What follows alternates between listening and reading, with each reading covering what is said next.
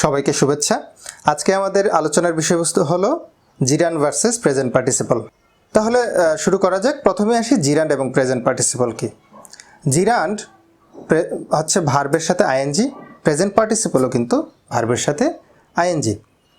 কিন্তু মূল পার্থক্য হলো যেটা আমাদেরকে আসলে এই ভার্বের আইএনজি হওয়ার পরও কিংবা দুইটাই ভার্বের একটি ফর্ম, তারপরেও এই দুটার মূল পার্থক্যটা হলো জিরান্ড হচ্ছে নাউন কিন্তু প্রেজেন্ট পার্টিসিপল হচ্ছে অ্যাডজেক্টিভ। এই মূল পার্থক্যটা কিন্তু আমাদের মনে রাখতে হবে। ওকে, জিরান্ড। এখন যেহেতু জিরান্ড নাউন, তাই সেন্টেন্সের সাবজেক্ট, অবজেক্ট, প্রিপোজিশনাল অবজেক্ট অথবা সাবজেক্টের কমপ্লিমেন্ট হিসেবে সেন্টেন্সে বসতে পারে। যেমন সাবজেক্ট হিসেবে যদি বসে swimming is a good exercise, যেহেতু সেন্টেন্সের সাবজেক্ট তাই এটি gerund. Reading history makes one wise, এখানেও রিডিং শব্দটি হচ্ছে সাবজেক্ট, তাই এটিও জিরান্ড। এবার আসে অবজেক্টে। আই এনজয় রিডিং, এখানে খেয়াল করে দেখেন এটা অবজেক্ট হিসেবে বসেছে। এখন কেউ যদি মনে করেন আমি অবজেক্ট কিভাবে চিনব, অবজেক্ট চেনার উপায় হলো ভার্বকে কি বা কাকে দিয়ে প্রশ্ন করুন, যে উত্তরটা পাবেন সেটাই অবজেক্ট। যদি উত্তর না পান তাহলে সেটি অবজেক্ট নয়। যেমন আই এনজয় রিডিং, আমি কি এনজয় করি? রিডিং, তাই এটি অবজেক্ট, এবং অবজেক্ট হলে সেটি অবশ্যই জিরান্ড। আবার প্রিপোজিশনাল অবজেক্ট। প্রিপোজিশনাল অবজেক্ট হচ্ছে প্রিপোজিশনের পরে যে নাউনটা বসে সেটাই হচ্ছে প্রিপোজিশনাল অবজেক্ট।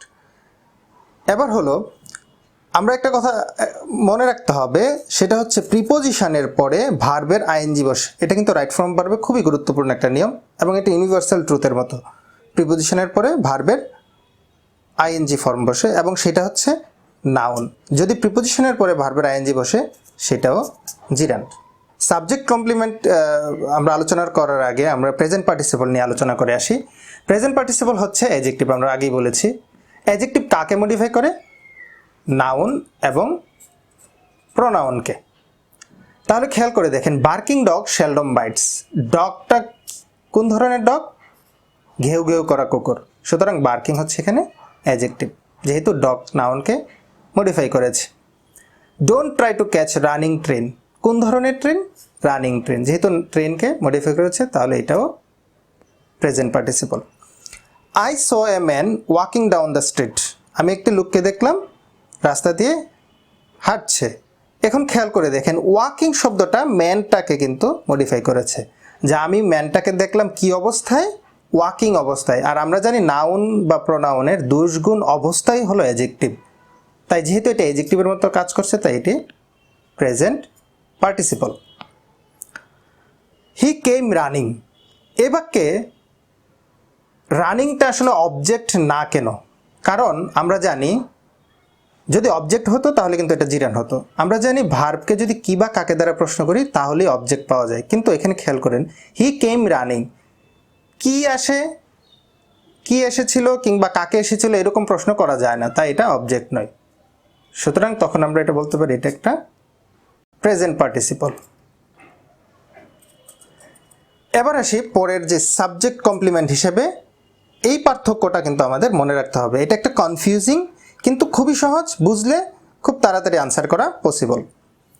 এটা হলো যে জিরান্ডও কমপ্লিমেন্ট হিসেবে ব্যবহৃত হতে পারে, আবার প্রেজেন্ট পার্টিসিপলও কমপ্লিমেন্ট হিসেবে ব্যবহৃত হতে পারে। এখন আমরা কিভাবে বুঝবো যে লিঙ্কিং ভার্বের পরে যে ভার্বের আইএনজি হলো সেটা কি জিরান্ড না প্রেজেন্ট পার্টিসিপল? চেনার উপায় হলো যদি সাবজেক্ট এবং ওই ভার্বের আইএনজিটি যদি একই ব্যক্তি বা বস্তু বা বিষয়বস্তুকে বোঝায় তাহলে বুঝতে হবে সেটা জিরান্ড।